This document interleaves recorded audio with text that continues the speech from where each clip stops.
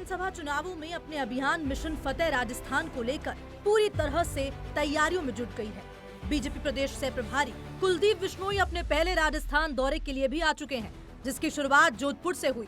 लेकिन टिकटों के बंटवारे को लेकर बीजेपी का क्या प्लान है, वो किसे और किसे पैमाने पर टिकट देगी, इसके लिए भाजपा अब एक सर्वे करा रही है। वो बात अलग है कि चुनाव को सिर्फ 3-4 महीने बचे हैं और अब तक पार्टी की चुनाव समिति तैयार भी नहीं हुई है। इस पर कांग्रेस चाहे कुछ भी कहे, लेकिन टिकट बंटवारे को लेकर बीजेपी की रणनीति कुछ अलग है।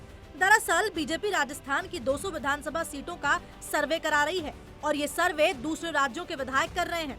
बताया ये भी जा रहा है कि वो सीटें जहां पर बीजेपी के इंटरनल सर्वे में कांग्रेस जीत रही है, उन पर हार के कारणों की समीक्षा की जाएगी। तो वहीं सर्वे की वो सीट जहां पर कांग्रेस और बीजेपी में बराबर की टक्कर है, उन सीटों पर बढ़त बनाने के लिए क्या रणनीति तैयार हो सकती है, इस पर भी वो मंथन करेंगे। वहीं जिन सीटों पर भाजपा उपचुनाव में हारी, उस हार के कारणों की समीक्षा की जाएगी और साथ ही साथ ये जिन सीटों पर बीजेपी अपनी जीत मान रही है, उन पर कोई समीकरण बदल सकता है, इस पर भी मंथन किया जाएगा। इस चुनावी रणनीति के साथ साथ बीजेपी सभी 200 विधानसभा सीटों पर दूसरे राज्यों के विधायकों से रिपोर्ट तैयार करवा रही है। इसके लिए बीते शुक्रवार से यानी कि 18 अगस्त से यूपी, गुजरात, दिल्ली, हरियाणा, एमपी के 200 विधायक प्रदेश में पहुंचना शुरू हो गए हैं। इन विधायकों को एक एक विधानसभा क्षेत्र की जिम्मेदारी दी गई है, जो उन क्षेत्रों में जाकर 7 दिन तक रहेंगे और पूरी ग्राउंड रिपोर्ट तैयार कर पार्टी के केंद्रीय नेतृत्व को सौंपेंगे। मौजूदा विधायक इनके साथ रहेगा। इनको अलग अलग हर प्रतिदिन इनको अलग अलग करणीय कार्य दिए गए हैं। उन करणीय कार्यों में ये काम भी है कि मौजूदा विधायक के साथ और जनप्रतिनिधियों के साथ ये बैठेगी। देखिए, कांग्रेस का अंतर्द्वंद सामने है, भारतीय जनता पार्टी का वृहद परिवार है। हमारे पार्टी के कार्यकर्ता रीति नीति और दर्शन और विचार के आधार पर जुड़े हुए हैं। हम उस परिवार के सदस्य हैं जो सिद्धांतों के साथ काम करते हैं। इसलिए ये हमारी एक कार्यकर्ता विस्तार योजना का अंग है, जिसके अंतर्गत हमारी ये लोग आए हैं। ये विधायक हर एक समीकरण पर नजर रखेंगे और चुनावी गणित का लेखा जोखा तैयार करेंगे।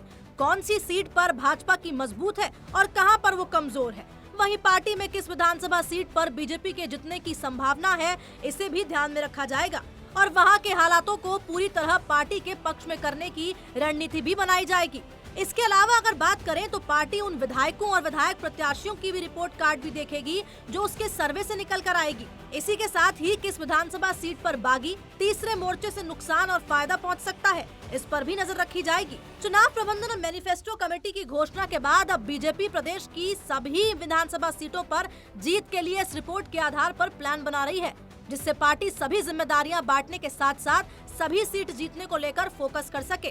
प्रदेश उपाध्यक्ष मुकेश दाधीच ने बताया कि सभी विधायक अलग अलग विधानसभा क्षेत्रों में सामाजिक समीकरण समझने के साथ ही वोटर्स पर फोकस रखते हैं।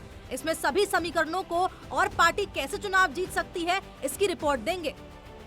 लेकिन भारतीय जनता पार्टी में आज भी समर्पण निधि के माध्यम से कार्यकर्ता पैसा एकत्र करता है, उसी पैसे से पार्टी का कार्यालय बनता है, उसी पैसे से पार्टी के कार्यक्रम बनते हैं और नियमित कार्यक्रमों की रचना बनती है।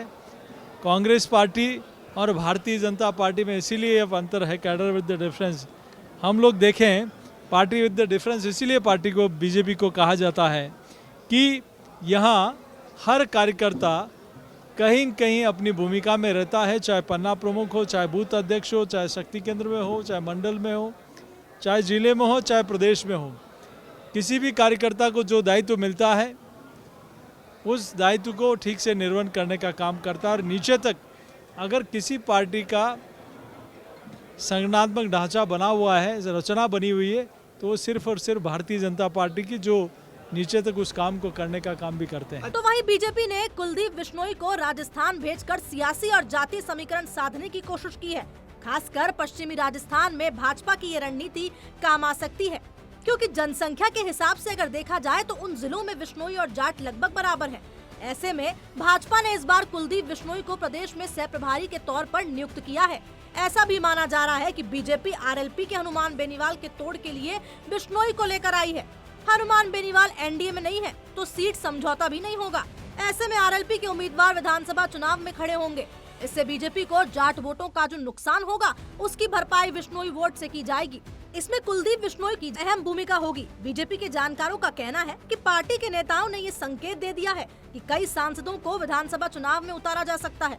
ऐसे में जोधपुर सांसद और केंद्रीय मंत्री गजेंद्र सिंह शेखावत भी विधानसभा चुनाव लड़ सकते हैं। शेखावत अगर विधानसभा के चुनाव में उतरते हैं तो लोकसभा चुनाव में कुलदीप बिश्नोई प्रत्याशी बनाए जा सकते हैं। बीजेपी को इससे फायदा जरूर होगा।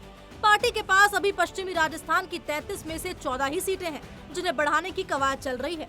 ऐसा भी माना जा रहा है कि शेखावत लोहावट से चुनाव लड़ सकते हैं, जो राजपूत और बिश्नोई बाहुल माना जाता है। अगर ऐसा होता है तो जोधपुर लोकसभा सीट में कुलदीप बिश्नोई चुनाव लड़ सकते हैं, क्योंकि पहले भी बीजेपी से जसवंत सिंह बिश्नोई सांसद रह चुके हैं। सच बेधड़क के लिए लाल सिंह फौजदार की रिपोर्ट।